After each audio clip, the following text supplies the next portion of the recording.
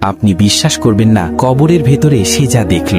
একদিন এক কবর খননকারী কবরস্থানে নতুন একটি কবর তৈরি করছিল। খুঁড়তে খুঁড়তে হঠাৎ পাশের একটি পুরনো কবরে আঘাত লাগে, দেয়াল ভেঙে ধসে পড়ল। ভয়ে কাঁপতে কাঁপতে লোকটি কবরের ভেতর তাকাতেই ধমকে গেল এবং তার পুরো শরীর কাঁপতে শুরু করলো। সে দেখল কবরের ভেতরে বসে আছেন এক নুরানি চেহারার সাদা দাড়িওয়ালা বৃদ্ধ।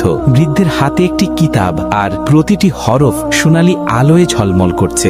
তিনি প্রশান্ত কণ্ঠে তিলাওয়াত করে যাচ্ছেন। হঠাৎ বৃদ্ধের দৃষ্টি পড়ল সেই কবর খননকারীর দিকে। তিনি হাত উঠিয়ে শান্ত গলায় বললেন, আল্লাহ তোমার উপর রহম করুন, কিয়ামত কি এসে গেছে? কবর খননকারী কাপা গলায় উত্তর দিল, না হুজুর, কিয়ামত আসেনি। আমি নতুন কবর খুঁড়ছিলাম, ভুল করে পাশের দেয়াল ভেঙে ফেলেছি। বৃদ্ধ মৃদু স্বরে বলবেন, তাহলে বেটা, আমার কবরের দেয়াল আবার ঠিক করে দাও, যাতে আমি আবার তিলাওয়াতে মগ্ন থাকতে পারি। কবর খননকারী সঙ্গে সঙ্গে সম্মানের সাথে দেয়ালটি মেরামত করে দিল। তার বুক কাঁপছিল, কিন্তু হৃদয় ভরে গেল এক অদ্ভুত প্রশান্তি আর চিন্তায়। যে দুনিয়ায় কোরআনের তেলাওয়াতে মগ্ন থাকে, আল্লাহ তার কবরকেও আলোয় ভরে দেন।